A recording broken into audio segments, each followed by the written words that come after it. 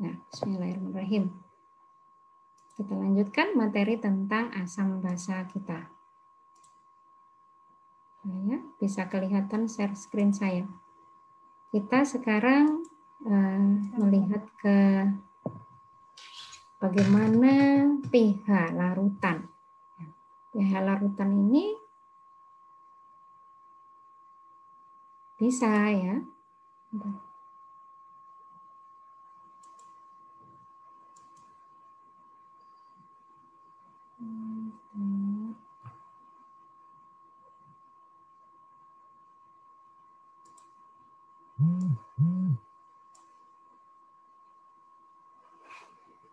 Ini adalah kita berbicara tentang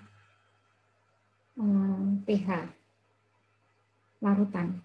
pH larutan dan indikator yang digunakan. Jadi indikator pH itu ada batasannya, bukan hanya pada asam warnanya begini, pada basa warnanya begini, bukan hanya sampai situ, tetapi ada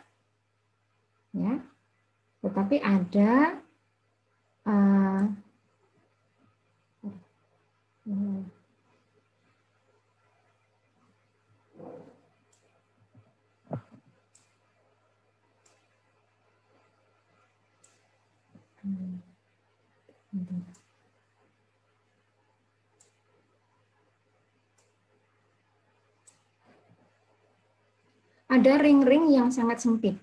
Ya, ring sangat sempit. Misalnya adalah metil violet. Itu dari 0 hingga kurang dari 2. Timol blue. Ya, kalau nggak usah dihafal deh. Kalau kalian nggak usah dihafal, nggak apa-apa ya. Karena jurusan fisika untuk menghafal ini cukup mengenal saja deh. Mengenal bahwa ada indikator untuk pH yang ring-ringnya, ya, ring dan perubahan warnanya. Memang indikator ini ya untuk penanda, namanya saja indikator. Apa yang kemudian ditreatmentkan di situ, kemudian apa yang bisa dilihat, gitu ya, indikatornya ini. Kemudian ada misalnya PP, phenolphthalein, ini misalnya itu adalah ringnya antara 8 sampai sekitar 10. Warnanya dari warna pink menjadi tidak berwarna, kurang berwarna menjadi agak ke arah pink. Kemudian ada juga yang dikenamakan yang lebih luas, yang hanya mengklasifikasi asam dan basa, begitu saja. Ada pH universal. Kalian tahu ya, kertas pH universal itu sangat rigid untuk pH-nya. Dari 0 sampai ke arah 14. Ingat-ingat, pH batasannya sampai 14. Tidak ada pH di atas 14. Ya, atau pH minus, tidak ada. Karena ini hanya skala. Kemudian di kertas lakmus itu, ya, kalau yang atas ini berbicara tentang kertas lakmus. Kertas lakmus itu bisa berubah warnanya. Kertas lakmus merah bisa menjadi biru, ya, jika pada pH basa.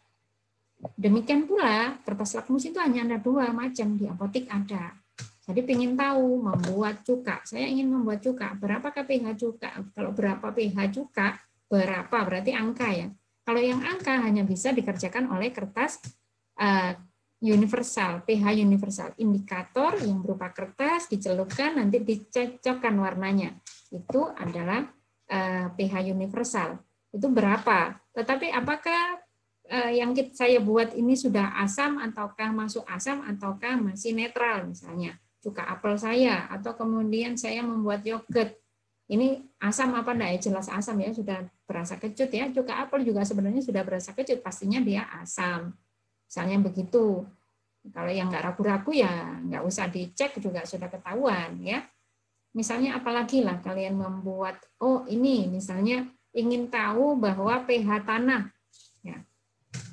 Ya, untuk jurusan fisika pH tanah juga ketika ini berhubungan dengan nantinya pupuk yang diberikan seperti apa, treatment yang diberikan kepada lingkungan atau tanah itu seperti apa, itu pH tanah bisa bisa diketahui, bisa dicari tahu, harus dicari tahu dulu, harus saya apakan dulu. Jangan-jangan saya pupuk justru tanah saya ini rusak.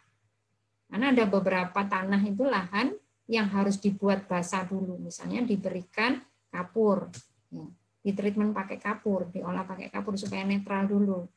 Nanti kemudian baru diberikan apa, begitu. Nah, untuk mengetahui apakah pH tanah saya ini asam atau netral ataukah basa, sebenarnya kalau mau cara mudah ya pakai kunyit tadi, nggak usah pakai nggak beli ya. Nah, tetapi ada juga beli itu di apotek ada dijual atau di toko bahan kimia itu ada kertas lakmus merah dan biru. Nah, kalau yang biru ketika dia kena asam maka dia berubah menjadi merah. Kemudian ada indikator ini ya, kalau indikator ini, yang ini tadi pakai regen indikator, nah ini bisa lebih teliti, lebih rigid ya. Kemudian kalau ada bagaimana alat ukurnya? Coba ya yang sering kali menemukan alat seperti ini ya, bukan orang kimia ya. Yang merancang alat ini. Alat ini pH meter. Ini yang merancang alatnya ini fisika. Karena nanti berhubungan dengan di sini ini ada elektroda yang bisa membaca dia ini asam atau basa. Kemudian angkanya tertera. Ini biasanya ya memang begitu. Fisika sama kimia ini berhubungannya di mana? Kebanyakan pada peralatan. Yang merancang alat-alat untuk deteksi di kimia orang-orang fisika. Kemudian ada asam itu kok kuat ya, asam itu ada yang lemah. Kenapa dia disebut kuat? Kenapa dia disebut lemah? Ternyata ada di mana? Asam yang kuat, ini contohnya, di paling atas teratas ini adalah termasuk yang asam kuat. Ya, asam-asam kuat. Itu karena apa? Dia terdisosiasi sempurna. Ya, dia terdisosiasi sempurna, maka dia disebut sebagai asam kuat. Jika asam lemah atau basa lemah, dia terdisosiasi sebagian saja, tidak sempurna. Oke. Ini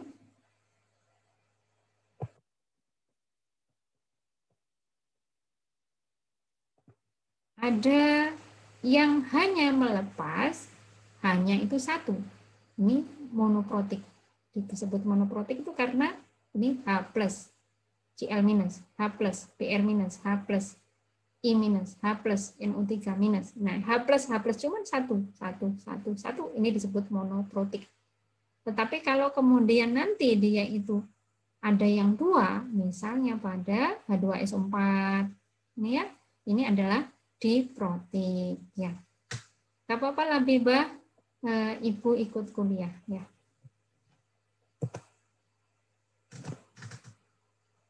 Labibah Mumtazah.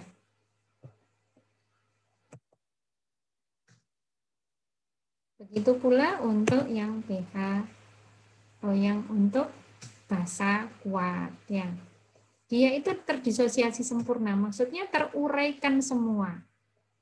Teruraikan semua menjadi penyusunnya. Kalau NaOH berarti menjadi sempurna, menjadi Na+ dengan OH-. Kalau yang tadi lemah, dia tidak semuanya terurai sempurna, maka dia dikatakan lemah. Begitu ya. Tetapi apakah pH-nya yang lemah, misalnya asam asetat, apakah pH-nya bisa 3? Bisa.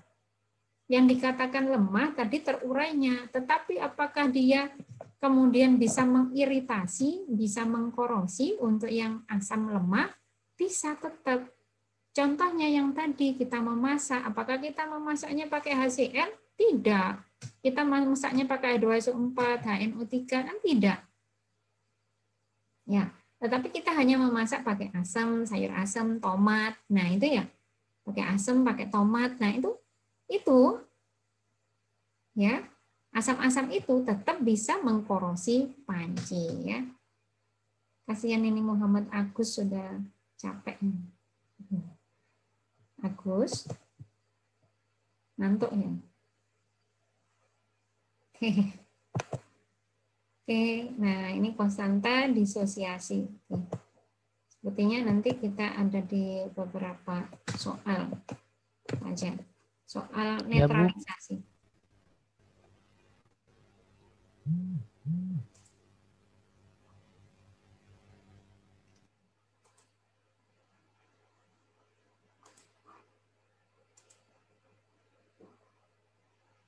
Nah, saya sudah ganti screen.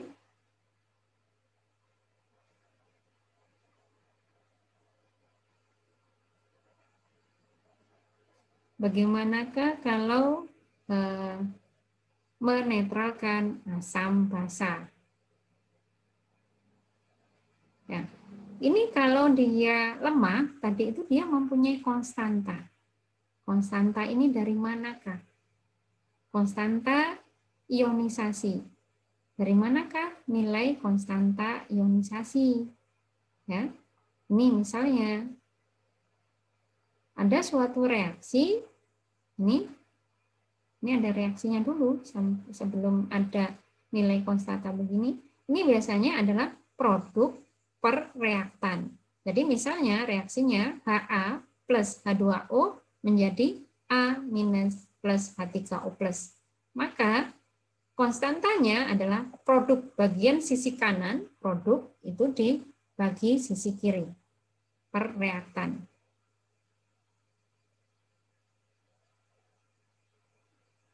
Nah, sehingga kemudian ketemulah konstantanya berapa. Konstanta ionisasinya.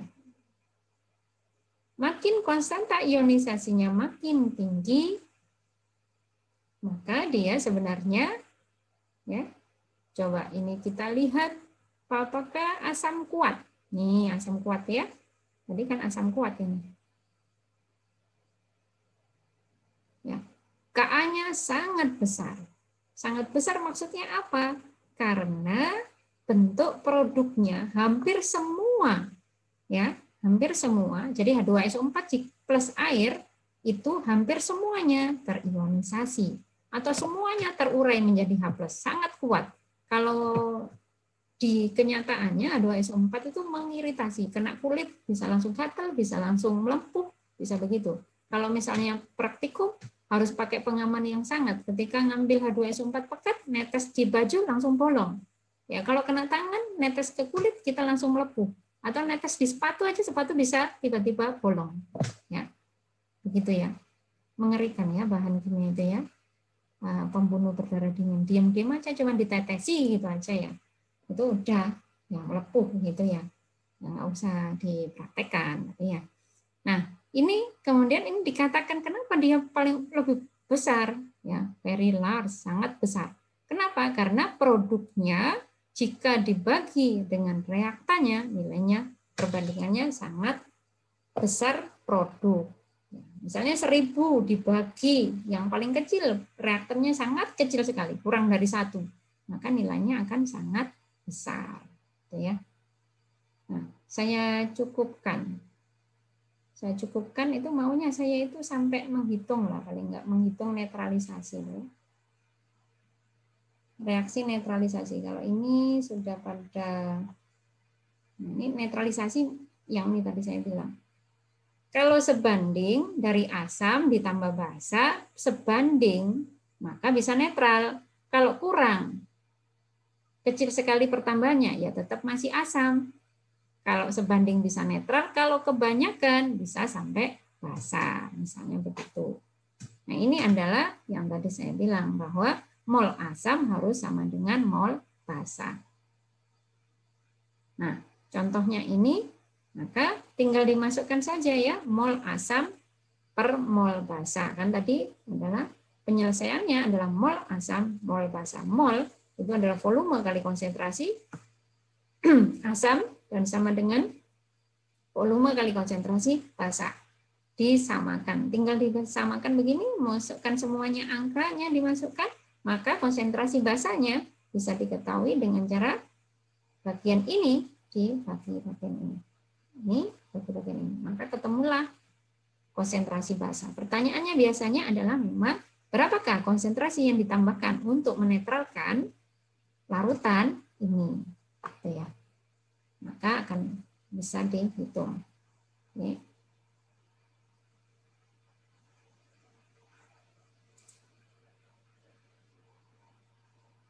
Ya, demikianlah untuk pertemuan hari ini.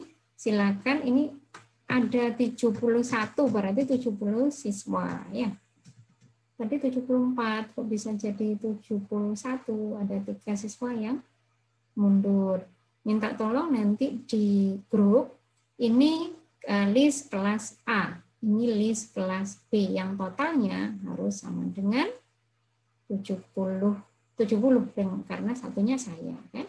Itu ya, supaya menyemangati yang lainnya. Demikianlah pertemuan kita hari ini. Mudah-mudahan bermanfaat. Tunggu tugasnya nanti saya informasikan di grup. Ya.